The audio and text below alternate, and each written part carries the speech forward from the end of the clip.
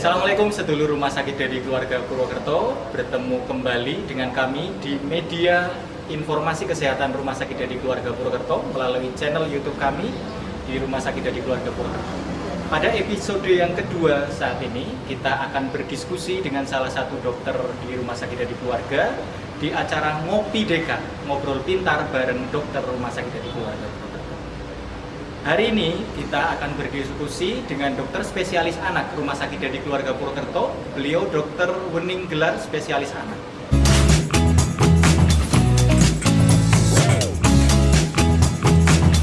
Pagi dokter. Selamat pagi. Sehat dokter. Alhamdulillah. Baca apa pagi-pagi dok? Alhamdulillah kabar baik. Hari ini saya lagi baca-baca nih tentang buku kesehatan ibu dan anak. Ini buku panduan yang dikeluarkan oleh Departemen Kesehatan kita, Kementerian Kesehatan ya, mengenai perkembangan dari bayi sampai dengan anak-anak usia dewasa. Gitu. Lengkap berarti ya dok? Wah di sini udah lengkap Dok, banget berarti nih. Kita lagi ada buku KIA ini ya dok. Saya pengen tanya dok, ada beberapa hal yang mungkin perlu kita diskusikan dok. Mungkin perlu informasi lebih lanjut dokter. Ada beberapa ya dok. Yang pertama dokter, kita biasanya menyatukan dok antara tumbuh kembang anak, antara apa sih gangguan pertumbuhan, apa sih gangguan perkembangan. Sebenarnya itu ada perbedaannya atau masing-masing itu jadi satu rangkaian, atau yang dimaksud pertumbuhan apa, yang dimaksud perkembangan apa. Mungkin bisa diinformasikan dokter kepada sedulur dari keluarga yang menyaksikan media promosi kesehatan kita ini dokter. Oke, jadi pertumbuhan dan perkembangan itu nggak bisa dipisahkan ya dokter Doni. Jadi itu satu kesatuan. Tumbuh itu adalah proses linear seorang anak mencapai berat badan tertentu, tinggi badan tertentu, massa otot tertentu, lingkar kepala tertentu. Sedangkan kalau perkembangan adalah lebih ke neurodevelopmental. Jadi perkembangan otak yang nanti akan dinilai adalah kemampuan anak tersebut dalam menghadapi lingkungannya, seperti bagaimana kemampuan motoriknya. Motorik itu bisa motorik kasar, bisa motorik halus, lalu bagaimana dia bisa berkomunikasi dengan teman sebayanya, yaitu dalam bentuk bahasanya seperti apa, dan juga dalam personal sosialnya. Jadi tumbuh kembang itu tidak bisa dipisahkan. Kalau tumbuhnya bagus, otomatis perkembangannya juga bagus, ya kan? Tumbuh kembang, pertumbuhannya naik, berat badan cukup, tinggi badan cukup, otomatis perkembangan otaknya juga cukup, sehingga nanti perkembangannya akan juga baik. Oke, berarti satu rangkaian ya dok? Ya, Mungkin satu rangkaian. Tadi, sekilas saya tangkap kalau untuk tumbuh itu lebih ke perkembangan dari fisiknya terlebih dahulu, Anatomisnya, gitu. atau perkembangan kemampuan-kemampuan yang mendukung dari aktivitas anak, perkembangan secara kemampuan motoriknya dan lain sebagainya. Iya. Sebenarnya kalau kita mau pelajari ya dok, kalau kita mau lihat di buku KIA ini sudah ada ya dok? Sudah lengkap ini kalau di sini dokter Doni. Di sini kan waktu ibu hamil itu kan langsung dikasih buku ini nih. Sebenarnya buku ini tuh lengkap, nggak cuma untuk ibu hamil aja, tapi juga untuk anaknya. Ini adalah rapot untuk anaknya. Iya, jadi ini nggak boleh hilang. Karena di sini akan mencantumkan semua riwayat-riwayat ibunya maupun anaknya ya. Nah, kalau yang di pertama sendiri ini kita kan bisa lihat nih di bagian bayi halaman yang 42 ini, 42, 43. Ini kan di sini ada tulisan riwayat persalinan, terus nanti jenis kelamin, ini data basic bayinya. Oke. Terus nanti setelah itu ada yang namanya kesehatan untuk neonatus ya, atau bayi 0 sampai 6 jam nanti harus kita isi oleh petugas kesehatan. 6 sampai 48 jam juga diisi oleh petugas kesehatan. Dan seterusnya sampai dengan usia 28 hari. Nah, tugas kita di sini sebagai tenaga kesehatan adalah memantau ini, mengisi kesehatan neonatus di 28 hari pertama kehidupan. Lalu di sini juga ada nih KMS. KMS adalah kartu menuju sehat. Nah, ini KMS-nya ada 2 macam. Ada yang untuk perempuan, ada juga untuk yang laki-laki. Kalau yang perempuan warnanya pink, ya. Kalau yang laki-laki ini warnanya biru. Gitu. Jadi ini adalah grafik pertumbuhan berat badan berdasarkan usianya dia. Dan ini wajib diisi. Setiap bulan wajib timbangan. Karena dari sini kita bisa menentukan apakah status gizinya baik, pertumbuhannya baik atau enggak, ini dari sini. Sebenarnya nggak cuma berat badan aja yang diukur ya dok. Ini di sini juga ada yang namanya tinggi badan, lingkar kepala. Ini kan ada nih, lingkar kepala. Terus ini juga ada panjang badan menurut usia untuk anak-anak perempuan, seperti itu. Jadi sebenarnya dari satu buku ini aja sudah jadi tools, jadi alat yang memudahkan kita ya dok, Iya. untuk memantau pertumbuhan, perkembangan anak, bahkan mulai dari anak itu baru lahir ya. Ya, Sudah bisa. betul. Jadi kalau mamah-mamah muda zaman sekarang kan selalu tanya, dok, anak saya tumbuh kembangnya baik apa enggak? Sebenarnya semua bisa dijawab dengan buku ini. Asal mamahnya sudah baca isi buku ini, insya Allah semuanya akan bisa kita lihat. Kalau pertumbuhannya kita lihat di grafik, kalau perkembangannya kita lihat di halaman selanjutnya. Jadi ada juga, ya. Nah, ada juga untuk pemberian yang paling penting juga adalah imunisasi, ya. Di situ sudah ada jadwal-jadwalnya. Nih, contohnya ya, kita bahas apa dulu? Oh, kita bahas ini dulu aja. Pemenuhan gizi ya. Untuk mencapai pertumbuhan yang optimal itu sudah ada di sini. Kapan bayi mulai makan, bagaimana cara membuat MPASI. Di sini sudah lengkap, lengkup, lebih lengkap daripada daripada yang lain-lain. Karena pemerintah sudah menyiapkan buku ini untuk memberikan edukasi kepada masyarakat di Indonesia gitu. Lalu untuk kemampuan juga di sini ada targetnya dok. Jadi misalnya ya kalau pasiennya atau anaknya itu usianya 9 sampai 12 bulan itu harusnya bisa apa saja, di sini sudah ada checklistnya. Jadi kalau misalnya kok 12 bulan ada yang tidak bisa, barulah ke dokter anak. Tetap patokan pertama kita adalah buku ini. Buku ini ya. Iya, karena ini paling sederhana. Yes.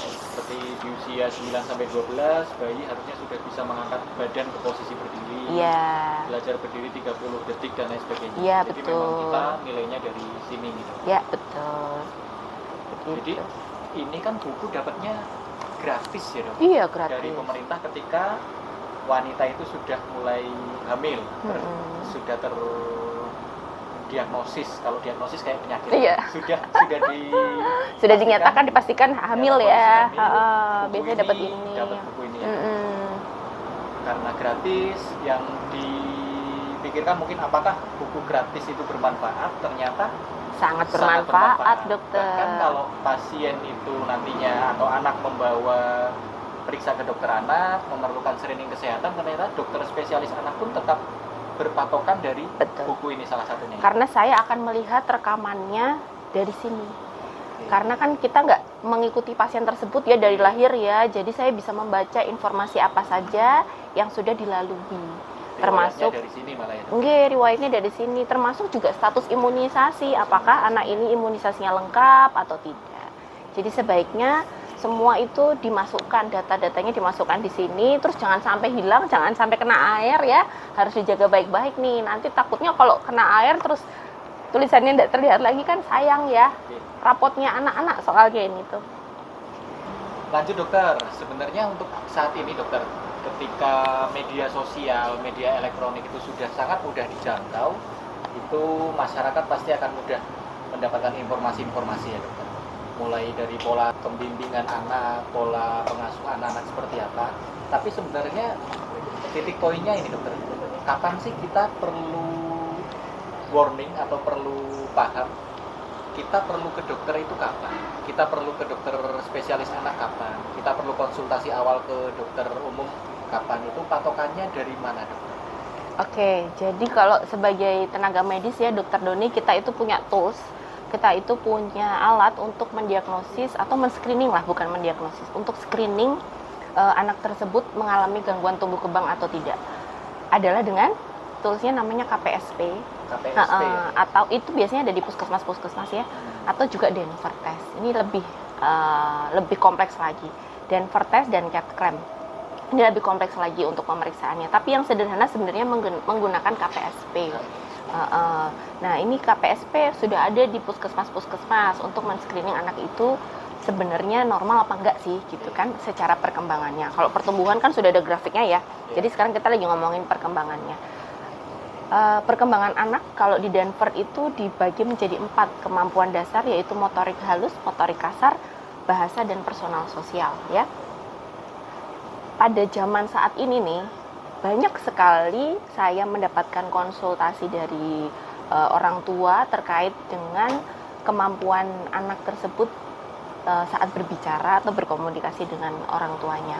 Banyak yang mengeluhkan bahwa usia sudah 3 tahun dok, tapi kok belum bisa ngomong ya, kok masih cuma tunjuk-tunjuk aja, cuma aja, dia nggak bisa ngomong, mengekspresikan secara lugas, secara tersirat dan tersurat gitu.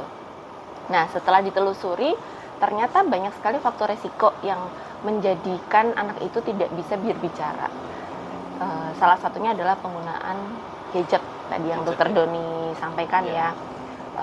Penggunaan gadget, terus lingkungan yang saat ini kan semua sudah digitalisasi, sehingga interaksi antara person to person, jadi anak ke orang tua itu sangat minimal, sehingga akan membuat dia stimulasinya kurang.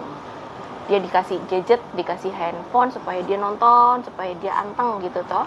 Padahal sebenarnya gadget itu tidak baik digunakan lama-lama, karena bisa menghambat perkembangan untuk berbicara, dan juga personal sosialnya akan juga terganggu gitu. Kalau di buku ini sebenarnya sudah beberapa poin-poin disebutkan ya, misalnya nih di contoh di halaman 98 ya. Jadi pada usia 18 sampai 24 bulan harus dilakukan stimulasi. Orang tua harus memberikan stimulasi dalam bentuk berbicara terhadap anak, bertanya terhadap anak, atau mendongeng, bercerita, bernyanyi gitu. Jadi nanti anak akan mengcopy apa yang dilakukan oleh orang tua. Umur 2 tahun itu harusnya sudah bisa menyebutkan 2 suku kata, bahkan mungkin sudah 2 kata yang disambung gitu. Udah bisa tahu nih, ini mama, ini papa.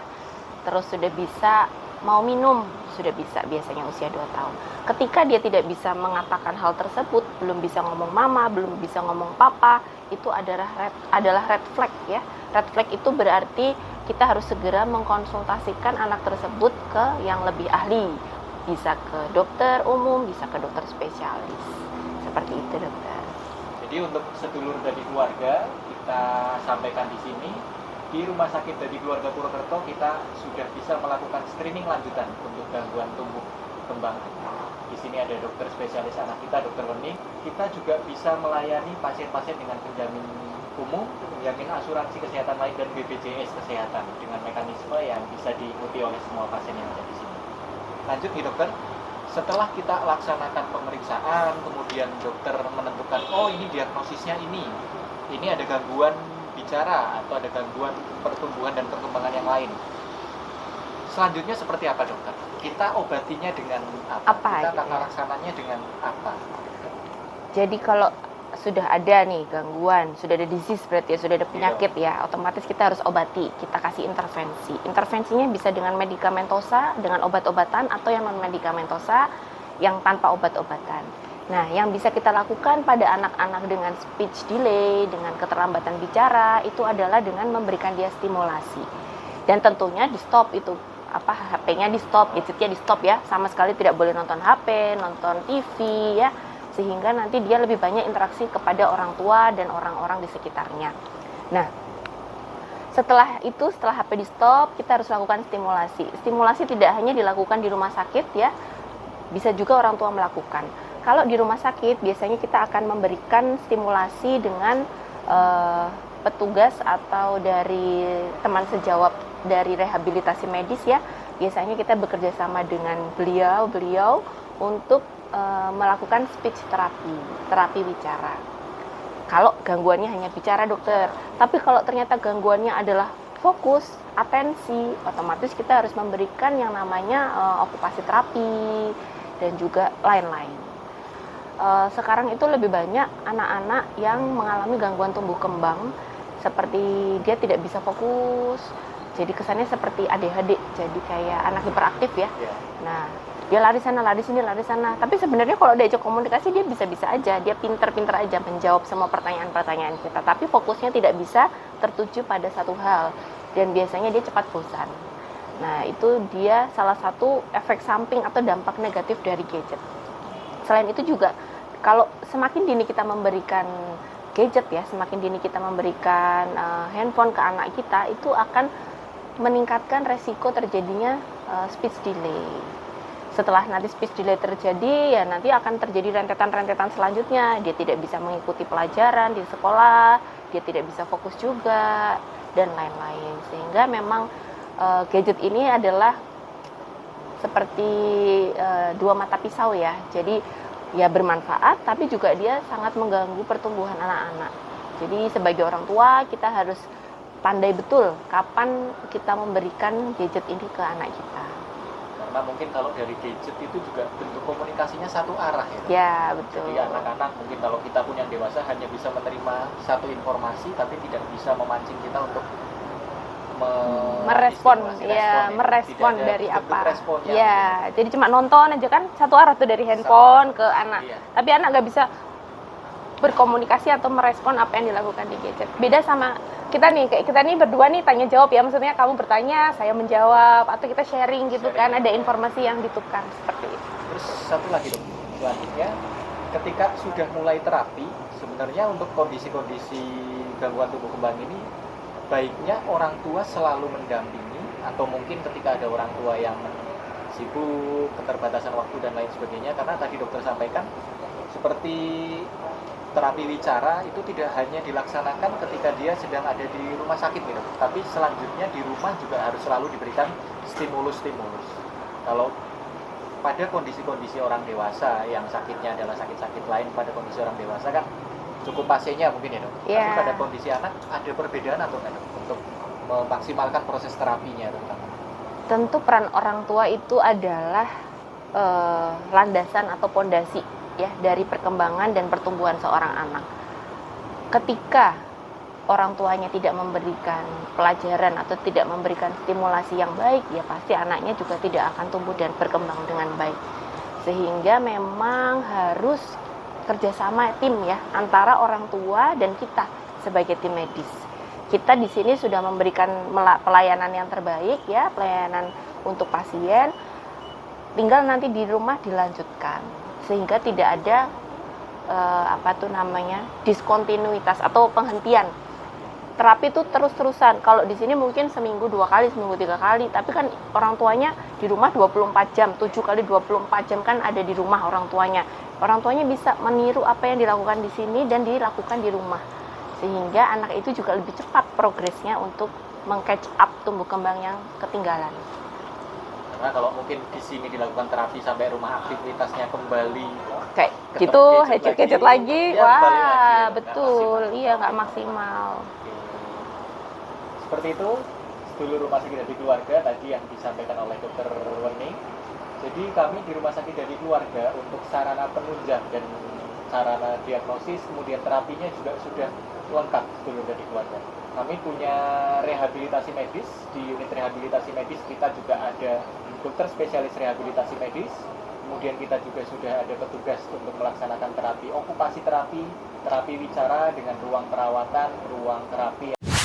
Sebenarnya kalau periksa ke dokter anaknya ada gangguan, itu yang diperiksa seperti apa dok? Karena mungkin anak juga takut ya dok, ayo diajak ke dokter apalagi yang dari kecil. Jangan nangis, jangan rewel, ada dokter nanti disuntik, ada dokter nanti disuntik. Tadi dokter juga menyampaikan salah satunya ada yang namanya Denver test gitu. Iya. Itu cara pemeriksaannya seperti apa sih dok? Apakah memang betul-betul nanti disuntik seperti yang ada di masyarakat ya dok infonya? Atau hanya pemeriksaan-pemeriksaan seperti apa yang dilakukan di Denver test itu? Ya, jadi Denver test tadi sudah saya sampaikan sebelumnya ya, ada 4 yang dinilai, motorik kasar, motorik halus, bahasa, dan personal sosialnya. Nah, bagaimana cara melakukannya atau melakukan Denver test adalah yang pertama modalnya adalah anaknya harus in the mood dulu. Nggak boleh kita maksa anaknya untuk melakukan tes-tes tersebut. Karena biasanya kalau anaknya udah nggak mood, udah rewel, itu akan nangis atau dia malah lari keluar gitu kan. Jadi bagaimana ya tantangan kita juga ya sebagai petugas kesehatan, bagaimana untuk meng-approach atau mendekati anak tersebut supaya anak tersebut bisa nyaman ada di lingkungan rumah sakit gitu. Jadi kita harus memberikan ruangan yang nyaman, yang aman ya, yang tidak menakutkan, yang nggak lihat jarum suntik gitu kan. Ya memang harus seperti itu, dan kondisinya juga harus suasana yang tenang, nggak boleh banyak distraksi, nggak boleh banyak yang ngerecokin istilahnya gitu. Nanti kita akan melakukannya itu dengan beberapa alat-alat yang ada di poli anak sudah ada. Nanti biasanya kita akan memulainya dari yang paling mudah dulu dia lakukan.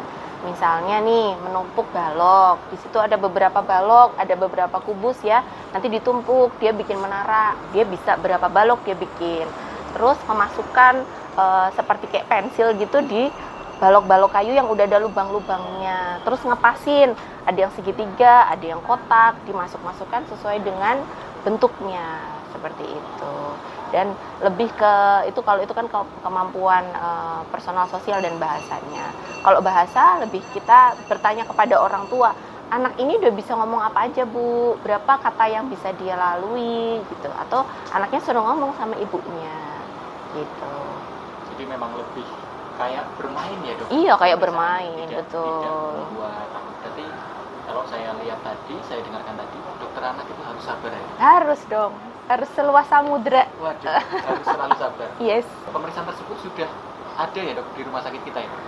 Insya Allah sudah siap. Kalau misal ada orang tua yang ingin mendenverkan anaknya untuk diperiksa, di screening tumbuh kembangnya, sudah tersedia. Okay. Baik dokter, mungkin terakhir dokter dari diskusi kita di hari ini, mungkin ada hal yang ingin disampaikan dokter sedulur dari keluarga terkait dengan tumbuh kembang, khususnya tumbuh kembang anak. Monggo dokter. Oke. Ya, jadi sedulur dari keluarga, di sini saya ingin menyampaikan sebaiknya semua orang tua memperhatikan tumbuh kembang anaknya mulai dari 0 hari ya sampai dengan dia 18 tahun, karena batasan anak-anak itu antara 0 sampai dengan 18 tahun. Masalah tumbuh kembang tidak hanya masalah fisik, tidak hanya masalah berat badan, tapi juga kemampuan anak dalam menghadapi dunia atau lingkungan sekitarnya. Nah, setelah itu ketika nanti sudah beranjak dewasa atau beranjak usia remaja mau masuk ke usia dewasa, itu juga tantangan lagi buat orang tua, bagaimana bisa memberikan edukasi atau melatih anaknya supaya tumbuh menjadi dewasa yang baik, dewasa yang bisa bermanfaat untuk lingkungan dan juga negaranya. Seperti itu. Oke, gitu ya. Terima kasih dokter. Demikian sedulur dari keluarga. Terima kasih sudah menyaksikan kami di Kopi Deka, ngobrol pintar bareng dokter dari keluarga. Sampai bertemu kembali di media edukasi dan promosi kesehatan kami di channel YouTube Rumah Sakit Jadi Keluarga Purwokerto. Kurang lebihnya dari kami, mohon maaf. Assalamualaikum warahmatullahi wabarakatuh.